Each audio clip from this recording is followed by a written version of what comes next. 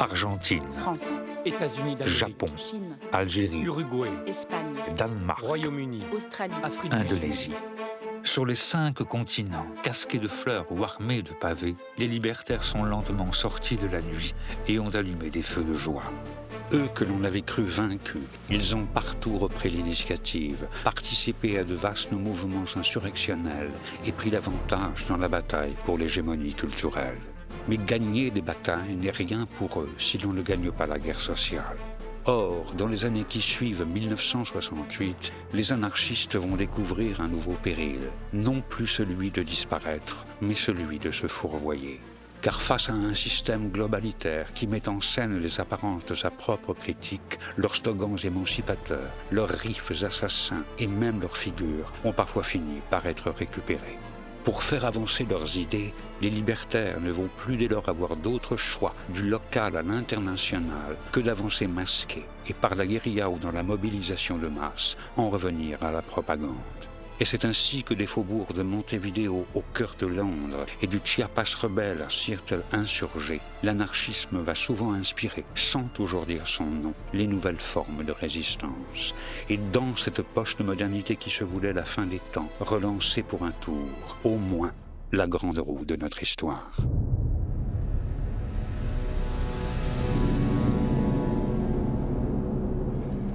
Que l'année 68 ait été une répétition générale ou une révolution manquée, il n'en reste pas moins qu'elle aura laissé comme un goût d'inachevé sur la langue des révolutionnaires.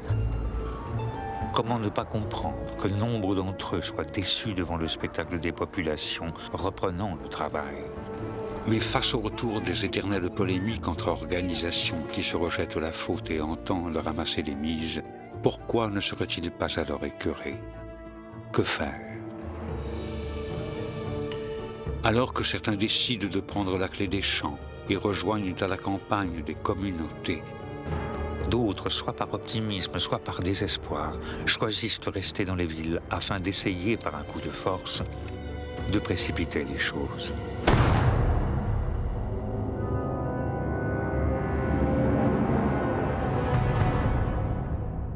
Pour les anarchistes, tout commence en réalité en Uruguay, en 1965, quand Abraham Guillen, ancien combattant au sein d'une division anarchiste en Espagne, mais aussi diplômé en sciences économiques, qui a participé à toutes les tentatives insurrectionnelles de l'après-guerre, publie son livre « Stratégie du guérilla urbaine ».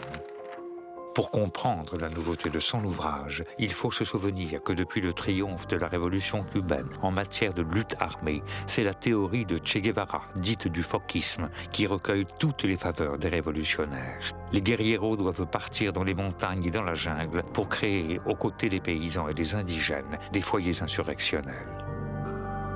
Cette théorie, qui a pu montrer son efficacité dans le contexte cubain, doit à tout prix, selon Abraham Guillen, être repensée pour les pays plus développés. Dans une guerre révolutionnaire, quand les masses urbaines sont plus importantes que les masses rurales, le centre de gravité de la lutte doit se situer dans les aires urbaines. Les grandes cités sont des forêts immenses de ciment, où tous les artifices de la guerre de guérilla peuvent être correctement employés.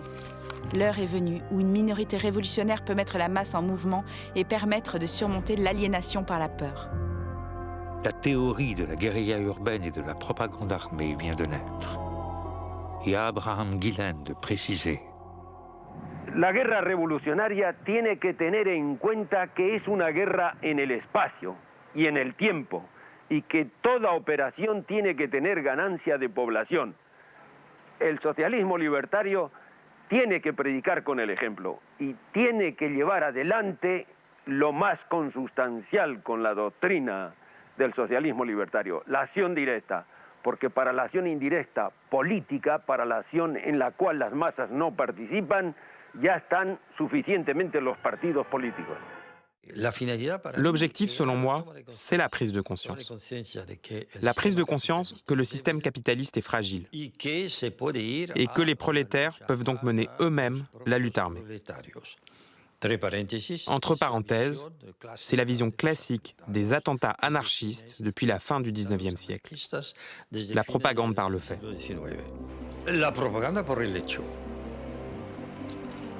La théorie d'Abraham Gillen se diffuse rapidement en Uruguay, où la révolte gronde depuis qu'en ce milieu des années 60 sévit une crise économique profonde. Elle inspire notamment un groupe de jeunes révolutionnaires, les Tupamaros.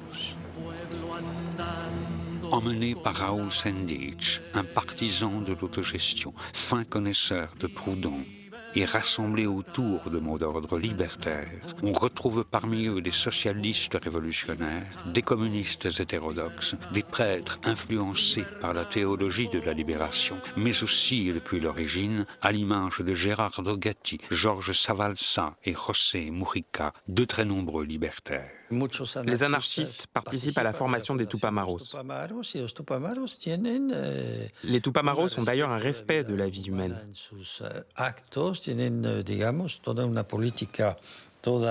En ce sens, c'est une lutte très respectable. Les Tupamaros adoptent aussitôt la stratégie de la guérilla urbaine et de la propagande armée. Ils attaquent tous azimuts et enchaînent les coups d'éclat. Pas un jour sans que leurs actions ne fassent les gros titres des journaux. Lundi, les Tupamaros occupent une usine. Mardi, hold-up, 5 millions de pesos. Mercredi, attentat à la bombe dans plusieurs clubs politiques. Jeudi, occupation d'une usine et bombe. Vendredi, bombe et hold-up. Samedi, dynamitage d'une chaîne de télévision. Et dimanche, en guise de repos, évasion de dizaines de détenus.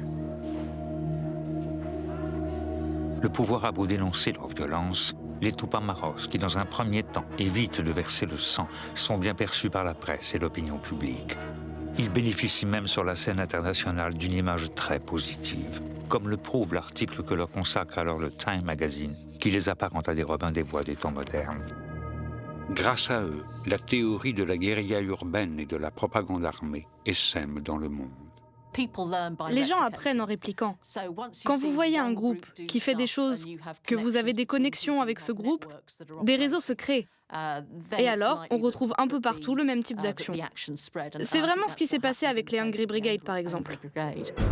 Partie d'Amérique latine, la question de la lutte armée se pose en effet à partir de 1969 à tous les révolutionnaires. Partout, on publie des journaux, on fait des films, on écrit des livres qui parlent d'elle. Et des appels aux armes sont lancés à la télévision. Dans tous les quartiers, sur nos lieux de travail, nous devons préparer dès maintenant la lutte armée pour la destruction de tous les capitalismes. Aujourd'hui, on se rappelle surtout des brigades rouges en Italie et de la fraction armée rouge en Allemagne, qui, comme leur nom l'indique, ne sont pas anarchistes. Mais à l'époque, comme souvent, ce sont les libertaires qui prennent l'initiative. Comme un symbole, il y a les Tupamaros West Berlin avec Michael Bomi-Baumann qui sont les premiers à faire trembler le vieux monde. En Espagne, le groupe Primer de Mayo puis les commandos autonomes anticapitalistes font parler la poudre.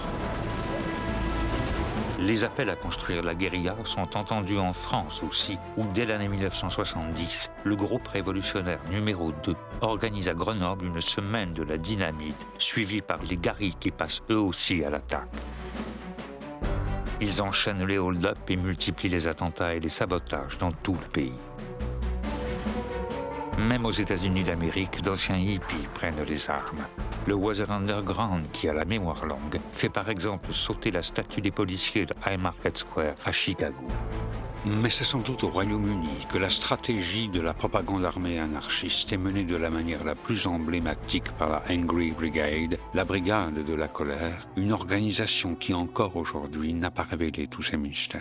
De nombreuses questions demeurent que les journaux comme le Time et d'autres se posent déjà à l'époque. Qui sont les Hungry Brigade ?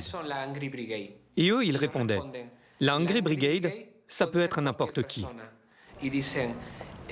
La Hungry Brigade, c'est cette personne qui est assise à côté de toi dans le métro et qui a de la haine plein la tête et un revolver dans son blouson.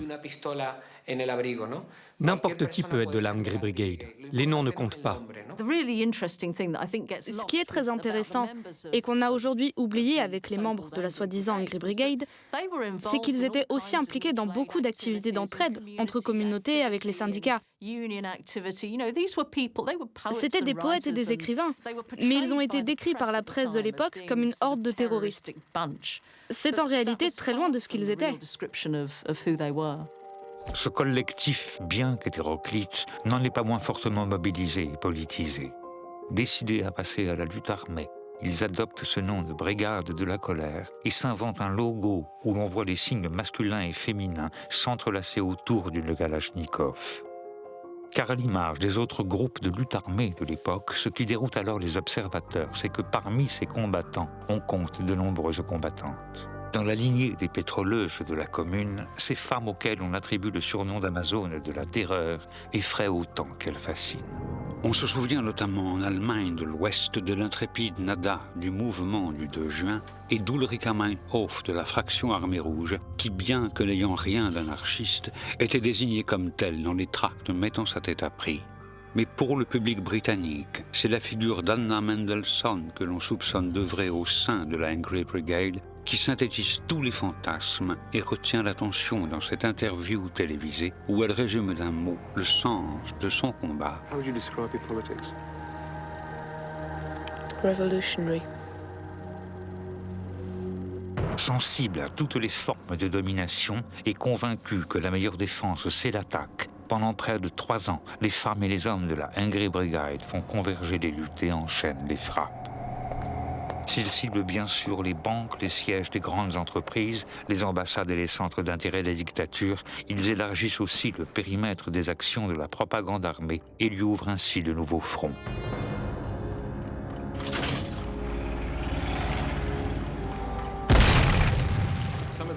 Certaines de leurs cibles étaient assez inhabituelles. Par exemple, ils ont fait exploser une boutique de mode, Biba. Ils disaient que Biba était un symbole de la société de consommation et qu'à ce titre, elle devait être brûlée.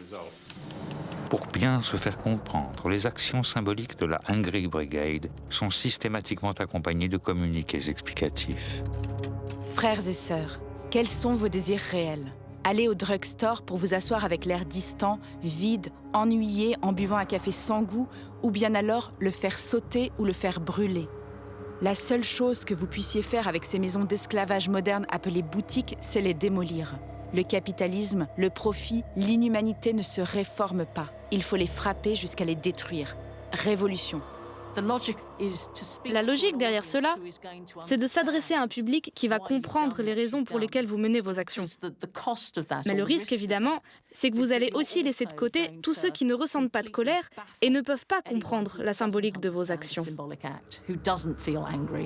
À la différence des groupes de lutte armée appartenant à d'autres tendances révolutionnaires, comme les Brigades Rouges, la fraction Armée Rouge ou plus tard Action Directe qui ont pu pratiquer des exécutions, et alors même qu'ils frappent jusqu'aux portes du pouvoir avec une campagne de lettres piégées envoyées aux journaux conservateurs, aux grands industriels et aux ministres, afin de ne pas se couper de la population, les guérilleros urbains de la Hungry Brigade s'efforceront toujours de ne pas faire couler le sang. Ils n'ont jamais tué personne. Ils ont fait quelques blessures, mais pas très sérieuses. La propagande par le fait devait toujours être symbolique. Les Hungry Brigade avaient ce slogan très important, je crois. Seuls les fascistes attaquent le peuple. If you're talking about the ethics of bombs. Et Anna Mendelssohn de confirmer. You're saying that bombs are very dangerous things. Bombs can kill people, and killing people is not what we want, right? Putting a bomb in a cafe and not being in the position of making sure that there's no one there who's going to be killed, then that's mindless. I mean, that's nothing to do with trying to make a hit at property which the ruling class own and which actually keeps them in power. Et pourtant, comme au XIXe siècle, la peur s'empare des cercles dirigeants. On commence à déployer un formidable arsenal, on vote des lois, on crée des unités spéciales, comme la Bomb Squad au Royaume-Uni, Et grâce à la toute nouvelle informatique, on met en fiche les populations. En Europe et dans le monde, la chasse aux guérilleros urbains est donnée. En Uruguay, par exemple, le pouvoir se rigidifie et les autorités multiplient les actions de contre-insurrection. Des coups de filet sont lancés qui permettent d'arrêter les figures du mouvement Tupamaro, comme ici Georges Savalsa. L'usage de la torture se généralise et les escadrons de la mort sont lâchés aux trousses des révolutionnaires. Et cette répression spectaculaire a elle aussi des répliques et fait, elle, en revanche, des victimes. En Allemagne de l'Ouest, le combattant anarchiste Georg von Rauch, l'un des fondateurs des Tupamaros West-Berlin, est le premier guérillero urbain tué par la police. En Espagne, malgré les mobilisations internationales, le combattant libertaire Salvador Puig Antich est exécuté au Garroville dans la prison Modelo de Barcelone. Et au Royaume-Uni, quelques prétendus membres de la Angry Brigade, dont Anna Mendelssohn, sont arrêtés. On leur fait un procès, le plus long de l'histoire britannique, et bien qu'aucun ne soit reconnu coupable pour les bombes ou les lettres piégées, on en condamne certains à de très lourdes peines de prison. Les limites de l'action clandestine et de la propagande armée sont atteintes. Et alors même que les anarchistes avaient été les premiers à en faire l'apologie, ce sont aussi des libertaires qui commencent à en faire très tôt la critique. C'est un problème de où, comment et pourquoi on fait un attentat. Si c'est pour paralyser le capitalisme, ça peut valoir la peine. Mais si c'est un attentat seulement spectaculaire, parce que l'attentat suppose une profonde inégalité entre ceux qui ont la capacité et le savoir-faire des bombes et les gens du commun, ceux qui vont au travail et qui n'ont rien,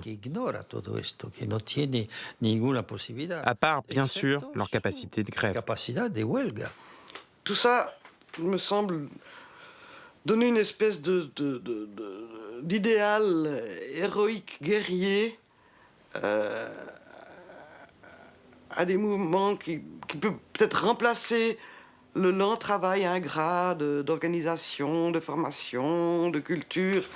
Il y a une certaine impatience révolutionnaire qui fait qu'on imagine qu'on va frapper l'ennemi au cœur en mettant une bombinette ici ou là, mais qui, à plus un peu informés, ont rarement réussi à déclencher un quelconque mouvement social. Devant les caméras, quelques jours avant son incarcération, Anna Mendelssohn elle-même admet la relative inefficacité de la seule stratégie de l'attentat. What has that series of bombs proved to Britain? Yes. What is it? What is the achievement of the Angry Brigade, in your opinion?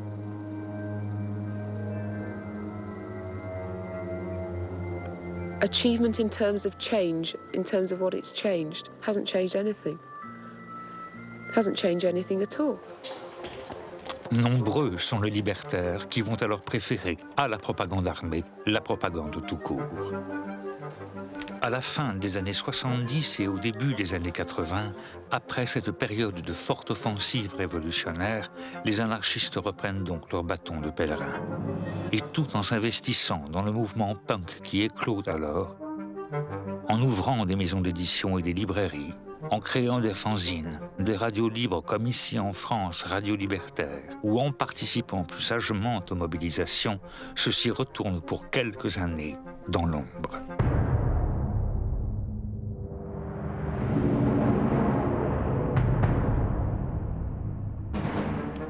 Avec la chute du mur de Berlin et l'effondrement de l'URSS, le capitalisme triomphe. Il peut à loisir se globaliser et entamer sa dernière mue. Il renforce ses institutions et généralise son offensive contre les corps, les cultures et les paysages.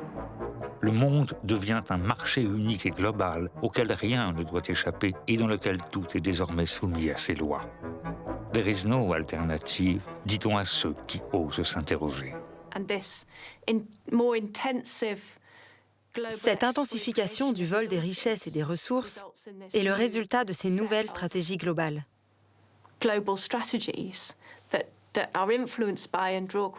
cela a une influence sur l'anarchisme, qui s'inspire d'ailleurs de nombreux mouvements indigènes.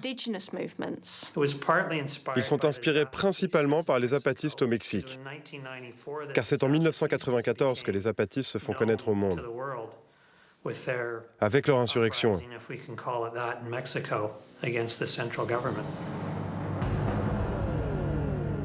Le 1er janvier 1994, au crépuscule du matin, une armée en guenilles et haillons s'est levée. La voz oficial del Frente Suroriental del EZLN, Ejército Zapatista de Liberación Nacional. Declaración de la Selva Lacandona. Hoy decimos basta. Tout ça commence d'une manière très intéressante. Parce qu'il y a la menace de la violence. Mais on ne peut pas dire qu'il y ait vraiment de violence. Que veulent-ils? Qui sont-ils, ces guerrieros qui ne semblent pas appartenir à la tradition libertaire? Le ZLN vient d'une autre tradition, qui est plutôt au départ une tradition, on va dire, marxiste, voire guévariste. Cela dit, c'est une organisation intelligente et qui a su prendre en compte à la fois le milieu dans lequel elle s'est développée, donc à savoir le Chiapas, qui est une région fortement indigène, et donc s'inspirer un petit peu des pratiques, des traditions de la région, et puis en même temps aller rechercher aussi dans l'histoire du Mexique. Donc c'est pour ça qu'il se revendique aussi de Zapata, de ce mouvement paysan avant les terres.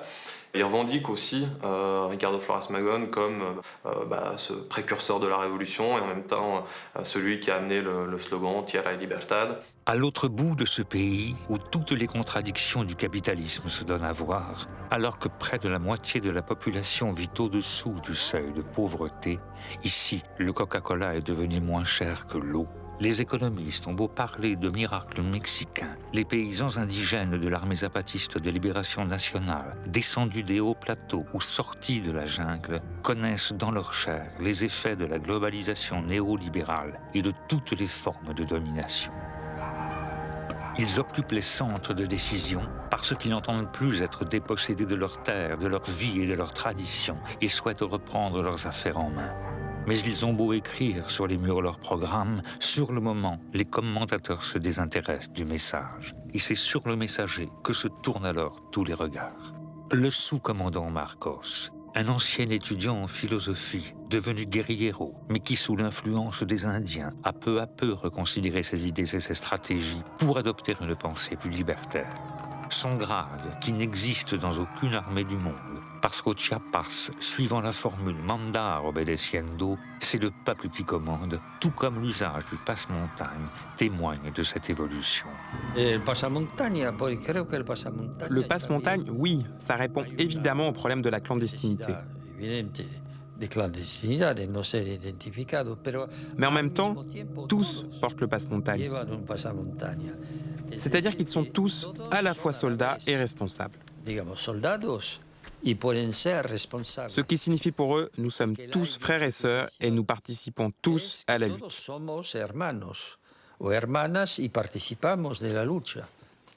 Que dentro del EZLN cualquier otro, pues en este caso la segunda o tercera cabeza, según fuera tocando, se pusiera un pasamontañas y dijera, pues yo soy Marcos, el otro Marcos no se murió, aquí está, soy yo. Pero también y sobre todo de que cualquiera pudiera ser Marcos. Cualquiera, aunque no tuviera un arma, aunque no estuviera en las montañas del sureste, o aunque no escribiera como Marcos, podía ser Marcos. Mais la véritable originalité du mouvement zapatiste dépasse les symboles et les individualités. Elle réside dans l'exemple qu'il donne d'un autre monde possible. Car l'expérience qui a commencé ici à la suite de l'insurrection et s'étend sur un territoire de la dimension d'un pays mobilise plus de 250 000 personnes et représente l'une des plus longues et des plus importantes expériences d'autogouvernement collectif de l'histoire moderne. Société coopérative, assemblée de femmes, conseil de bon gouvernement, abolition de l'argent et des prisons, universités autonomes, hôpitaux gratuits. Sur ces terres si isolées et si dures à la vie, ces hommes et ces femmes, depuis toujours humiliés et méprisés, s'efforcent en effet de combiner pratiques ancestrales et innovations politiques afin de redessiner un monde à leur image. Ils utilisent des formes d'organisation anarchistes, dans lesquelles on retrouve des assemblées de parole, où les gens mandatent une personne pour coordonner les activités du groupe. Mais elle ne fait que porter la parole de ce groupe et ne prend pas de décision à sa place. Ce qu'ils veulent, c'est une société dans laquelle tout le monde aurait le même pouvoir et le même bien-être, sans qu'il y ait une autorité au-dessus d'eux. Voilà, c'est ça. Voilà ce qu'est l'anarchisme. C'est pour cela qu'on utilise le terme de contre-pouvoir. L'anarchisme n'est pas une stratégie anti-pouvoir, c'est une stratégie de contre-pouvoir. Décentraliser et redistribuer le pouvoir. C'est pour ça que je considère le mouvement zapatiste comme appartenant à la tradition libertaire et anarchiste. Mais eux, de manière très saine à mon avis, se méfient et refusent les étiquettes. La geste des zapatistes redonne espoir aux révolutionnaires du monde qui se coordonnent au sein du jeune mouvement altermondialiste et viennent au Chiapas pour participer aux assemblées régionales, aux conférences internationales et jusqu'aux rencontres intergalactiques organisées par le ZLN. La grande réussite également du Chiapas, c'est d'avoir mis l'accent sur l'international et la mondialisation, et donc permis à tout le monde de se retrouver dans la lutte des Indiens, pour peu on ne cloue pas le bec aux Indiens. C'est-à-dire on commence d'abord par les écouter et ensuite les suivre, et non pas les précéder comme une avant-garde. Et donc, le mouvement zapatiste a réussi son pari, effectivement, de fédérer tous les mouvements révolutionnaires, à commencer par les libertaires, à cause de son horizontalité. C'était un exemple d'une manière différente de faire les choses. Depuis la chute de l'Union soviétique, que l'on soit pour ou contre, les gens se cherchaient un nouveau modèle. Mais cet exemple est considéré comme une menace. L'État envoie l'armée et les propriétaires terriens leurs milices qui assassinent au hasard, comme par exemple lors du massacre d'Actéal, où 45 personnes sont exécutées, parmi lesquelles 18 enfants et 4 femmes enceintes. Plutôt que d'enchérir dans la violence, le ZLN décide de marcher sur Mexico sans armes afin de faire connaître son message. Al pueblo de México, a los pueblos y gobiernos del mundo. Hermanos, nosotros nacimos de la noche, en ella vivimos, moriremos en ella. Sur leur chemin, le cortège grandit. Des hommes et des femmes encagoulés se joignent. Les couleurs rouges et noires de leurs drapeaux sont hissées et leur mot d'ordre repris. Et ce n'est plus seulement la voix d'une petite communauté rebelle qui se donne à entendre dans la parole poétique de cette face sans visage, mais grâce aussi à Manu Chao, qui met en musique le manifeste nahuatl, c'est le long cri de colère de tous les opprimés. Techo, tierra, trabajo, pan, salud, educación, independencia, democracia, libertad. Estas fueron nuestras demandas en la larga noche de los 500 años. Estas son hoy nuestras exigencias. La stratégie zapatiste, occupation, sécession, autogestion, vient relancer des expériences déjà en cours ou en inspirer de nouvelles un peu partout. Dans le centre des empires contre les grands projets inutiles et leur monde, comme à la ZAD de Notre-Dame-des-Landes, dans le berceau de la civilisation occidentale, comme à Athènes où le quartier d'Exarchia s'insurge contre les politiques d'austérité, ou au cœur même des combats, comme au Rojava où les Kurdes, pris en étau entre les mercenaires fanatisés de Daesh et les armées régulières du pouvoir autoritaire turc, font tout à la fois la guerre et la révolution. Car malgré leur diversité, ces luttes se font bien au nom d'un même idéal, comme en témoignent les messages de solidarité que les combattants échangent au plus fort des combats.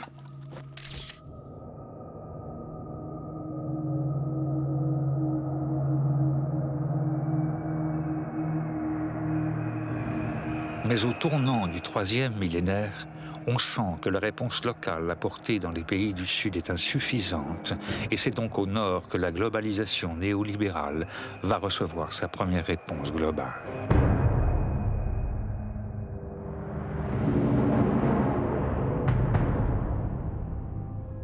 C'est bien sous l'œil des caméras des chaînes d'infos en continu et au cœur de la première puissance mondiale que le troisième millénaire commence, avec l'attaque d'un Trade Center.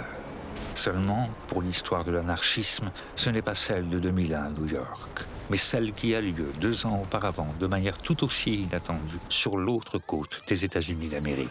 Je situerais pour l'Amérique du Nord un point tournant, c'est la rencontre de Seattle en 1999, la fameuse rencontre de Seattle en 1999. Qu'est-ce qui s'est passé à ce moment-là? Enfin, moi-même, qui étais déjà militant libertaire à l'époque, je ne l'ai pas vu venir. De manière totalement inattendue, il y a eu cette énorme manifestation à Seattle contre le capitalisme international et aussi contre l'OMC. Qui a révélé soudain qu'une nouvelle génération d'anarchistes était présente et qu'elle organisait cette opposition à l'OMC et à la Banque mondiale. Novembre 1999, au pied du mont Rainier, un sommet de l'Organisation mondiale du commerce doit avoir lieu qui entend rien moins que définir les règles du prochain millénaire. Déjà, on savoure une nouvelle avancée du capitalisme qui étendra son empire marchand aux productions de l'esprit au vivant et à tous les éléments.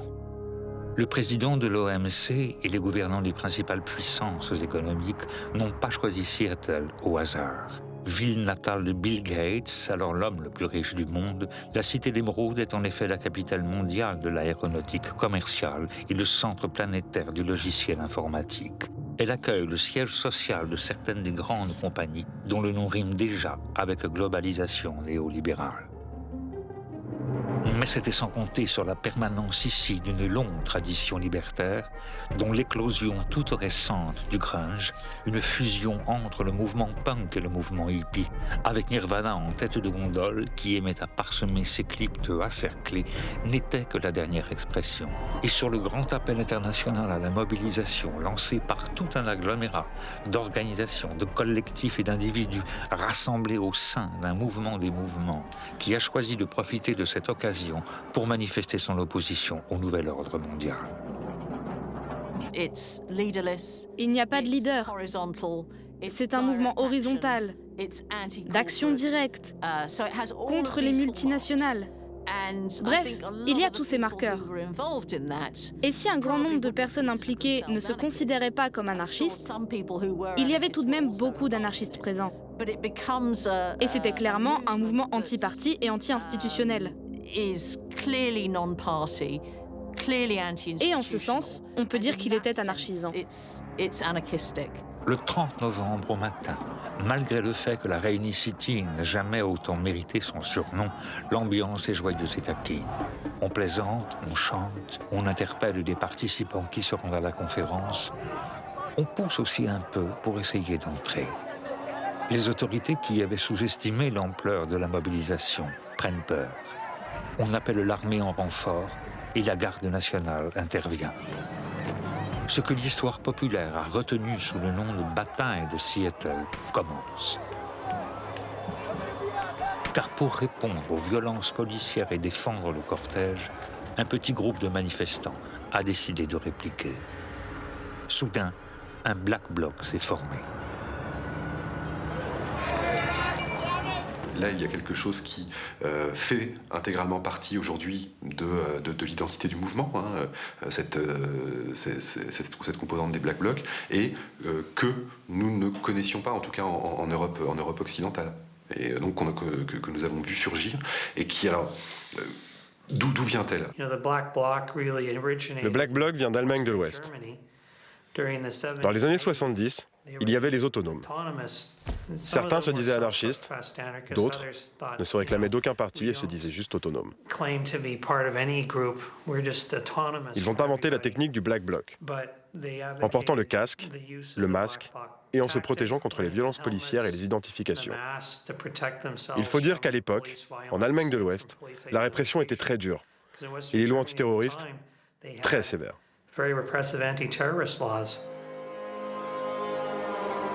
Si le Black Bloc, qui désigne une stratégie et non des individus, existait déjà depuis longtemps, c'est bien ici et ce jour-là qu'il se fait connaître au monde. Pendant plusieurs heures, devant les caméras des premières chaînes d'infos en continu, Les révolutionnaires qui l'adoptent assument la confrontation et revendiquent l'usage de la violence.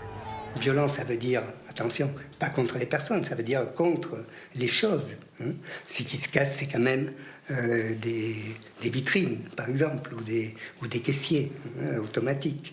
C'est une violence qui est très largement symbolique, qui n'est pas du tout une violence physique directe sur des personnes, qui bien souvent consiste en des affrontements avec la police, mais pas disons, dans une violence extrême du tout, qui consiste dans la destruction éventuellement symbolique de la propriété, casser des banques, etc. Loin d'être chaotique et désordonnée, l'action du Black Bloc est en effet raisonnée et réfléchie. Et si sur son passage, les vitrines volent en éclats, ce n'est pas seulement pour exprimer la colère, piller ou jouir du plaisir de casser pour casser, les cibles ne sont jamais prises au hasard. C'est pour montrer qu'il est possible d'attaquer les succursales du capitalisme et avec ce spectacle d'une violence très télégénique, fasciner les caméras. Coup double en quelque sorte. À l'heure du tout médiatique, où une image sensationnelle vaut mieux parfois que de longs discours, ce recours synecdoquique à la violence est en effet une propagande à la fois par le fait et par l'image. Ils considèrent qu'il faut aller lutter contre le capitalisme. Et c'est pour lutter contre le capitalisme qu'ils utilisent ces techniques. Donc c'est facile à lire, les banques, c'est le fric, c'est le capitalisme financier actuel, donc on attaque les banques. Même si on ne fait qu'égratigner sa surface. Mais au moins, ça attire l'attention de tout le monde, et seule la propagande gouvernementale fait semblant de ne pas comprendre pourquoi on attaque les banques. Tout le monde comprend pourquoi on attaque les banques. À propagande et demi. Les chaînes d'infos en continu diffusent en boucle les images. Mais à Seattle, on a beau déclarer l'état d'urgence, imposer le couvre-feu et donner l'autorisation de tirer sur les semeurs de troubles, le pouvoir a perdu l'initiative. On préfère interrompre le sommet. Grâce à la mobilisation et à l'action inattendue du Black Bloc, la bataille de Seattle est gagnée.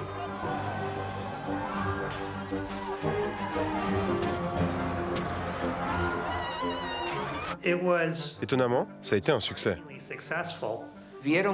On a vu qu'il était possible de faire reculer le pouvoir et que l'autorité ne pouvait pas se maintenir avec seulement la police dans la rue. L'autorité était sapée parce que c'est une question de foi, juste une question de foi. Et depuis lors, il y a eu de telles manifestations partout dans le monde. À Gênes, Naples, Québec. Ça a explosé partout où les gens étaient en conflit avec l'autorité. Dans les années suivantes, sur tous les continents, l'ombre du Black Bloc plane sur les grands sommets qui se claquent murs et se barricadent. Il faut dire qu'à la suite de Seattle, son ombre n'a cessé de grandir. Sa présence devient de plus en plus massive dans les manifestations, son action rapide et efficace, et ses images toujours plus fascinantes. Le phénomène est tel qu'en 2012, l'émeutier devient le personnage de l'année de Time Magazine. Comme à la fin du 19e siècle, dans les cercles du pouvoir, on parle à nouveau d'une internationale noire. Et l'on met tout en œuvre pour que Seattle ne puisse plus se reproduire. On s'est servi de Seattle pour justifier des recherches dans le domaine des nouvelles armes. Aux États-Unis, par exemple, il y a eu des recherches sur des armes non létales, comme ils disent. Des ultrasons, des lasers, tout ce qui pourrait être utilisé dans des manifestations contre les manifestants. Et on a commencé à voir la police se comporter comme une armée. Les forces de l'ordre se sont en quelque sorte militarisées un peu partout. Ce nouvel arsenal de maintien de l'ordre et de pacification est aussitôt mis à contribution. Dans toutes les grandes manifestations, avec ces armes non létales, on les borgne, mutile et occasionnellement on tue, comme c'est arrivé en France avec Rémi Fraisse, qui meurt soufflé par une grenade pour n'avoir pas voulu que l'on détruise un écosystème. Mais quand on perd le contrôle, on n'hésite pas à ressortir les armes, les vraies. Comme en Grèce, où Alexandros Grigoropoulos, un enfant de 15 ans qui participait à une manifestation, est assassiné par la police. Comme à Oaxaca, au Mexique, où le journaliste anarchiste Brad Will, qui filmait la révolte des professeurs, est tué par un sniper sous l'œil de sa caméra. Ou comme à Gênes, où Carlo Giuliani, un jeune libertaire de 22 ans, est abattu d'une balle dans la tête. Et pour se dégager, la Jeep des carabiniers passe et repasse sur son corps. Dès la fin de la décennie, de nombreux libertaires commencent à remettre en question la stratégie du Black Bloc. N'est-elle pas devenue trop systématique et donc prévisible, au point de se retourner parfois contre les manifestants eux-mêmes? Après 10 ans d'affrontements, il est urgent d'imaginer de nouvelles formes de lutte.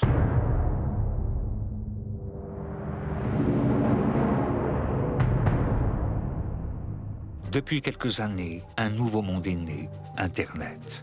Il faut dire que grâce à la révolution numérique et aux facilités d'échanges informatiques qu'elle induit, on a assisté à une augmentation sans précédent dans l'histoire des flux financiers. Ce nouvel Eldorado tourne les têtes des multinationales et des grands organismes bancaires qui misent de plus en plus gros sans aucun contrôle. Une bulle financière se crée qui explose en 2008, symbolisée par la chute de Lehman Brothers. On assiste à la banqueroute la plus importante de toute l'histoire. Pour la première fois depuis la crise de 1929 en Occident, des millions de personnes sont jetées à la rue du jour au lendemain et des pays entiers sont ruinés. Si des révoltes éparses ont lieu, c'est à l'automne 2011, au travers d'une mobilisation internationale, que de manière inattendue et sans toujours dire leur nom, les anarchistes vont à nouveau faire parler d'eux, avec le mouvement Occupy.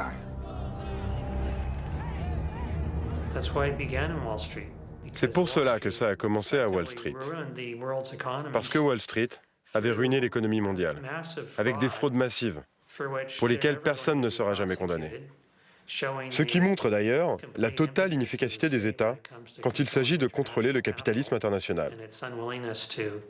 Aucune action sérieuse n'a été prise en ce qui concerne les responsables de ces gigantesques dévastations économiques, pour lesquelles des pays comme la Grèce, l'Espagne et ailleurs continuent de payer. Inspiré par les mouvements d'occupation des places lors des printemps arabes et du mouvement des indignés en Espagne, en organisant un gigantesque be-in au pied du temple de la finance internationale, Occupy Wall Street enchevêtre rassemblement de protestation et création d'une zone autonome temporaire. Le mouvement Occupy Wall Street, qui n'est pas un mouvement anarchiste à proprement parler, est très fortement influencé par des anarchistes. D'ailleurs, beaucoup d'anarchistes ont mis en place l'architecture de ce mouvement. Des gens comme David Graeber, par exemple, un anarchiste américain qui a beaucoup écrit sur l'anthropologie. Et d'autres encore, qui, sans se dire anarchistes, le sont dans les faits. Parmi eux, il y a aussi Cal Lan, un journaliste canadien fondateur de Adbuster et auteur du très beau design anarchique. Tom Morello, le guitariste de Rage Against the Machine, qui est aussi un militant très actif des IWW, le grand syndicat anarchiste nord-américain, ou l'éternel Noam Chomsky, qui vient y faire des conférences. Mais si toutes les tendances de l'anarchisme se retrouvent bien ici et que toutes ces tactiques sont déployées, la mobilisation a aussi la particularité d'agréger de nombreuses personnalités qui n'appartiennent pas au mouvement libertaire, mais doivent se positionner en fonction de lui.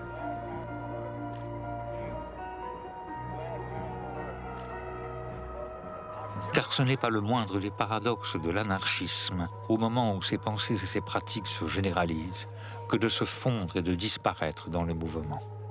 Il s'agit d'idées et d'expériences qui doivent avoir un sens pour nos vies et qui puissent apporter des réponses à nos questions.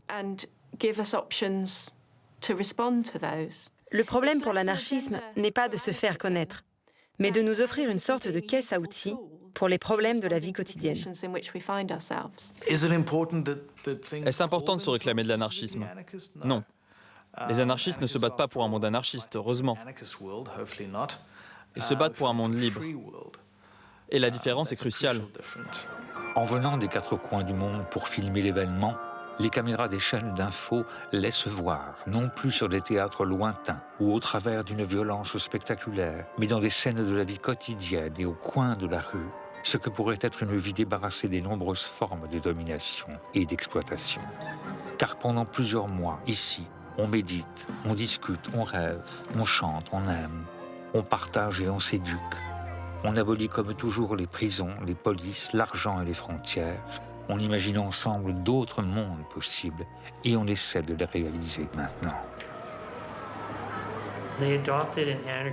Ils ont adopté des formes d'organisation anarchistes, des petits groupes qui se coordonnent et essayent de trouver le consensus au travers de la démocratie directe, tout en se posant la question de ce qu'il fallait faire pour que le mouvement continue d'avancer. Mais ces gens qui, sans violence, s'obstinent à agir comme s'ils étaient déjà libres dérangent. Dans l'urgence, des lois sont votées et la répression s'abat.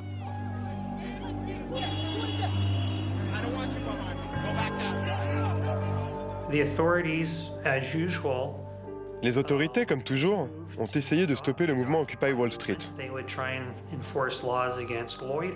Elles ont remis en vigueur les lois contre le vagabondage et toutes ces lois du 19e siècle. Et puis la police a cherché toutes les excuses pour empêcher le mouvement. Elle a parlé de troubles à l'ordre public ou d'assemblées illégales. Elle disait qu'il y allait avoir des émeutes.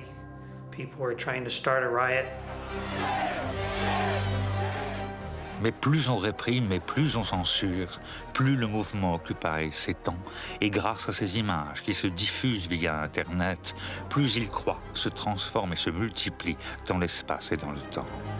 On occupe à Londres, Francfort, devant le siège de la Banque Centrale Européenne, à Tokyo, Paris, Montréal, Séoul, Rome, Hong Kong, Melbourne ou Tel Aviv, dans plus de 1500 villes de 82 pays différents.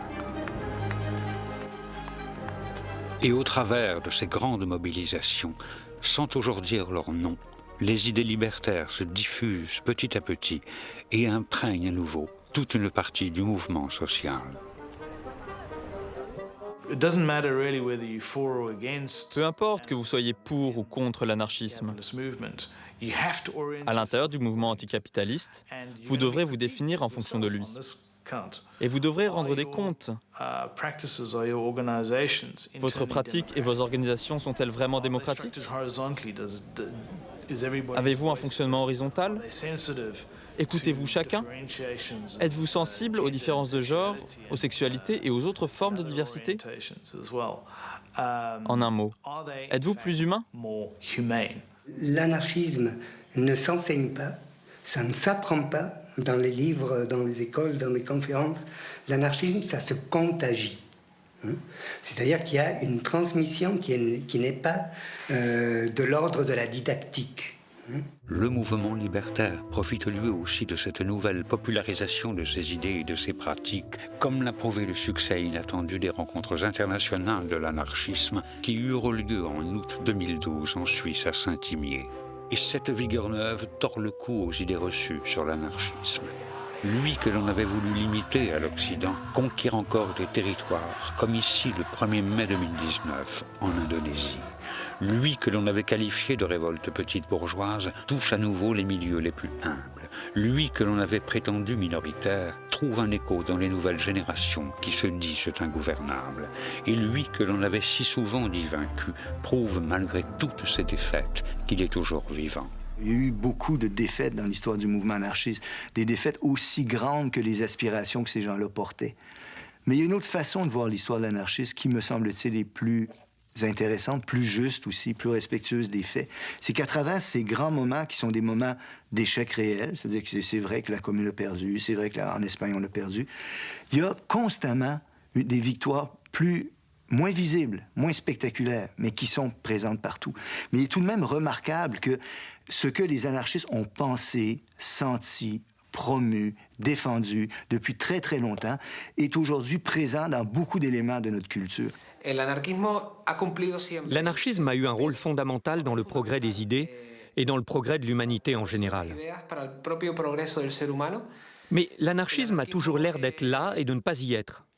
Les anarchistes semblent être partout et en même temps, on se demande tout le temps, mais où sont les anarchistes?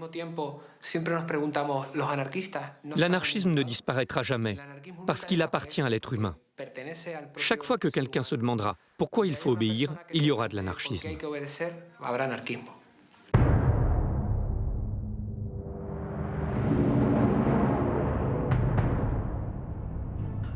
loin d'être achevée, l'histoire de l'anarchisme se poursuit donc.